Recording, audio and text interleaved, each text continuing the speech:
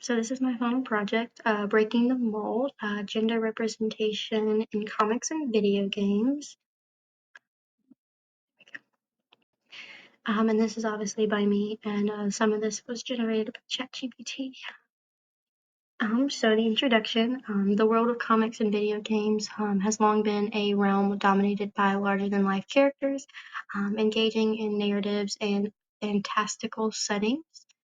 Um, so there's obviously, we know iconic figures such as for DC, there is Batman, and for Marvel, there's Spider-Man.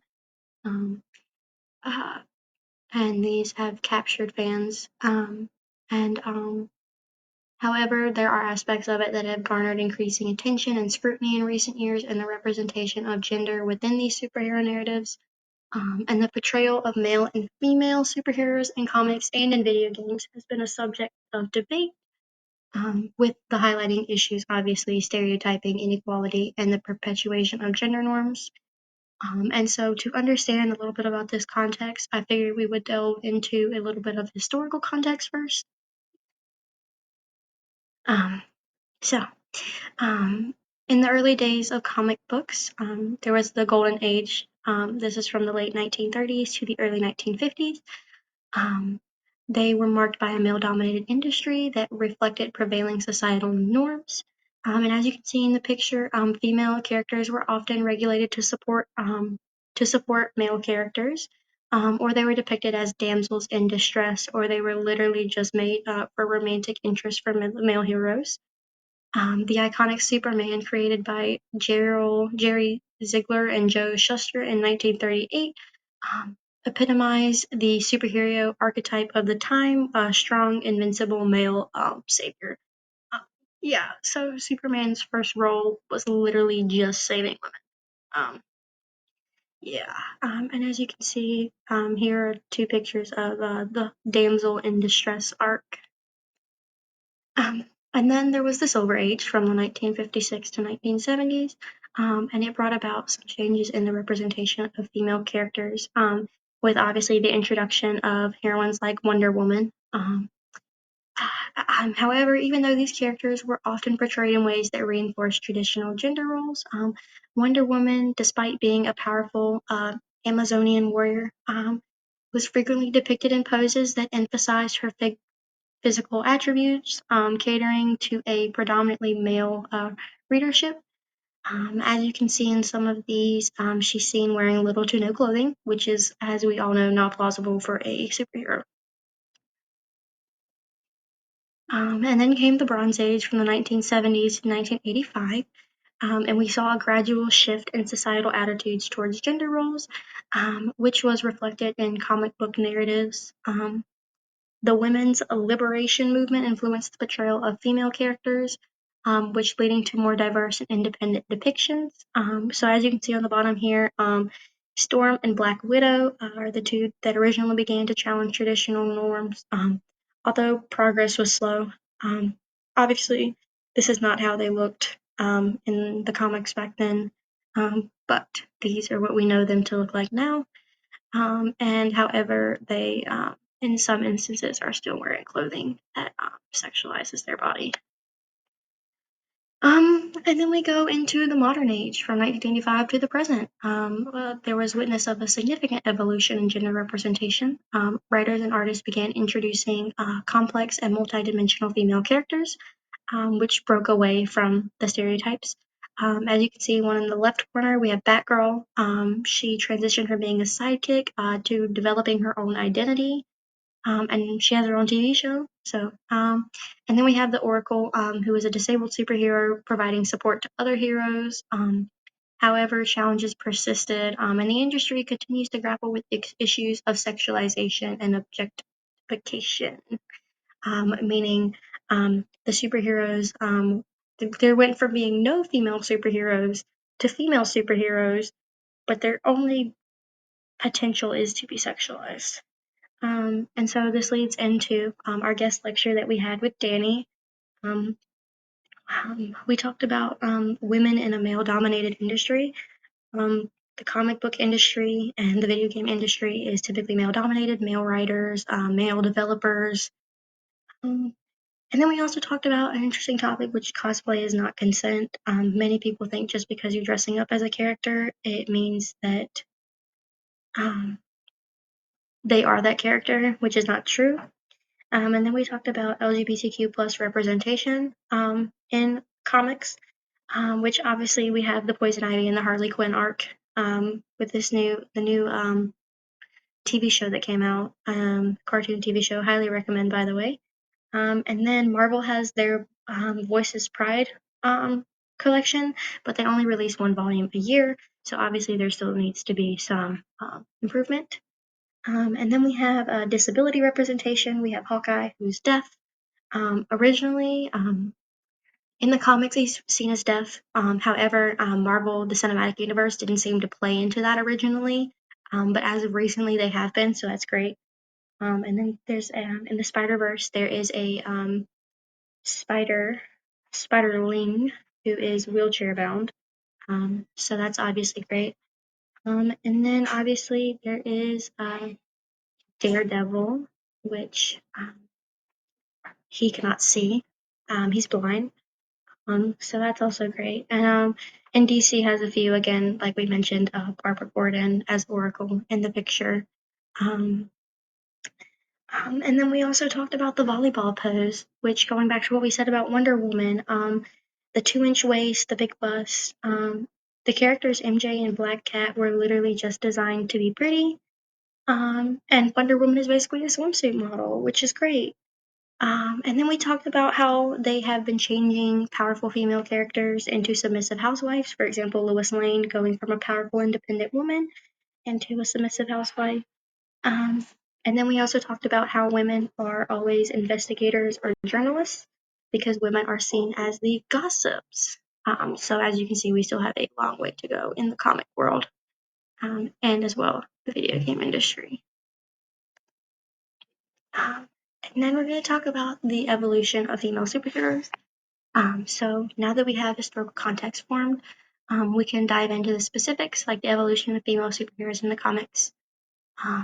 Obviously, it's evolved over the years as societal attitudes and the industry's response to diverse readerships has changed. And of course, again, we talked about how Wonder Woman laid the groundwork for strong and independent heroines. And the progression obviously has had its positives, but it's also had its setbacks. One of the notable developments has been the creation of female characters who challenge traditional gender norms, such like Kamala Khan and the new Miss Marvel and Jessica Jones. These offer readers fresh perspectives on heroism by breaking away from conventional molds. Kamala Khan is a Pakistani American teenager, and Jessica Jones is a former superhero turned private investigator. And additionally, the incorporation of female characters into established superhero teams has become more common, like the X-Men. They have Jean, Grey, Storm, and Rogue. And this shift towards inclusivity reflects an acknowledge of importance of diverse perspectives in storytelling. However, challenges do persist, and the industry is not without its controversies. Again, like we stated, it went from having no female character with really any background to the sexualization and objectification of the female characters, and the infamous portrayal of female heroes with exaggerated and unrealistic body proportions has also faced criticism. Again, unrealistic beauty standards and reinforcing gender stereotypes.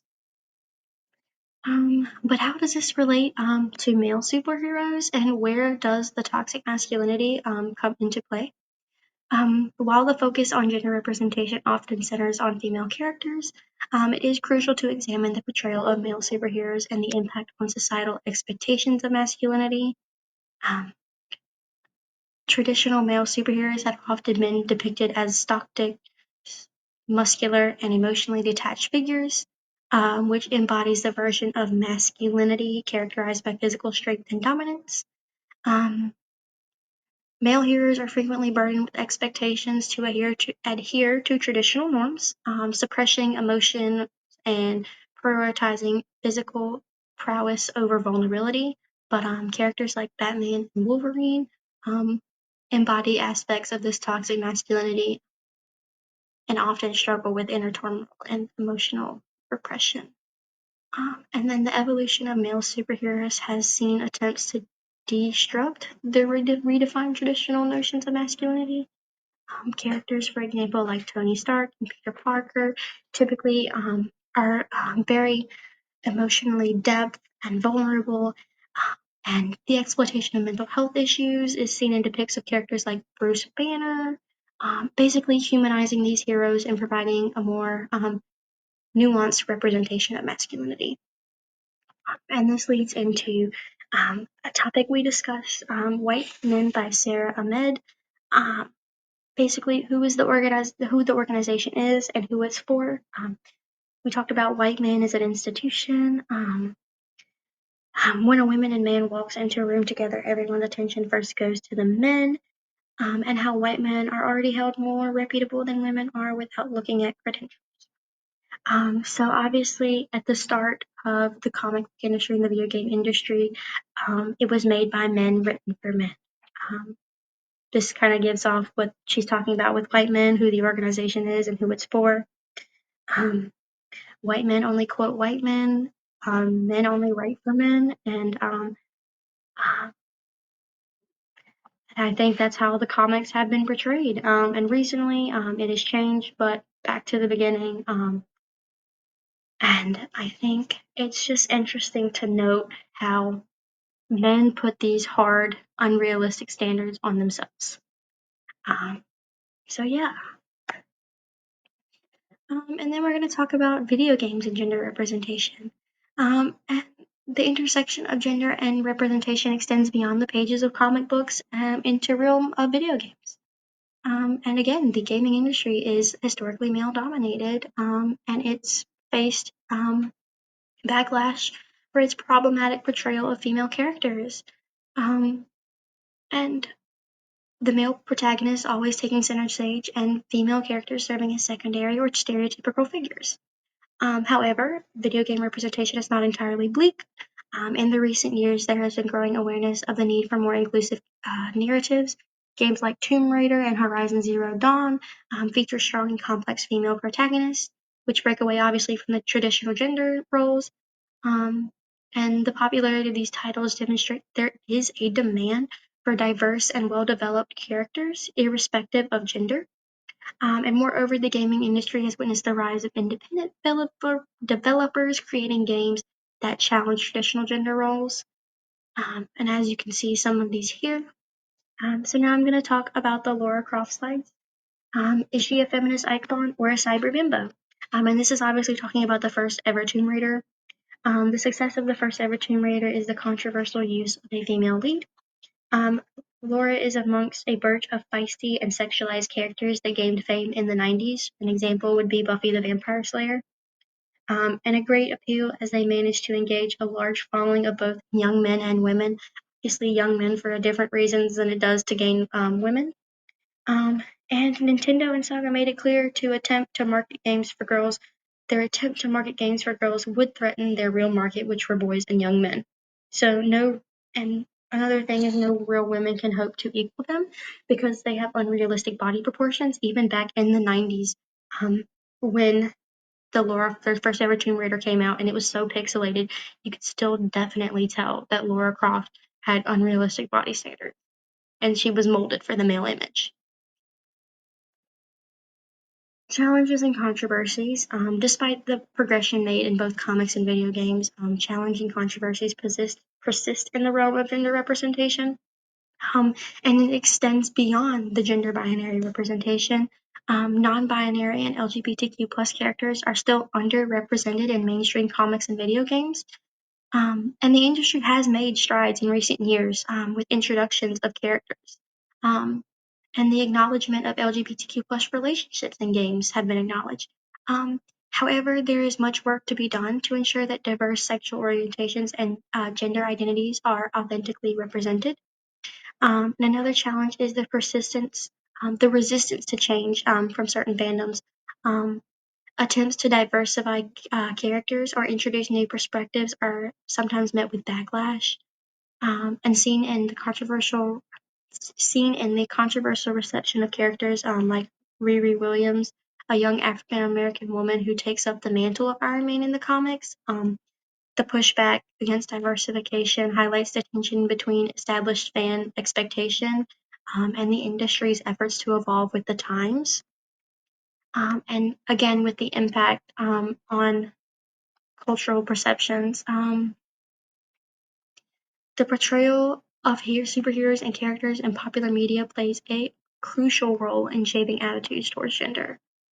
In the past, the limited and stereotypical representation of women in comics reinforced harmful ideas about femininity and contributed to the marginalization of female readers.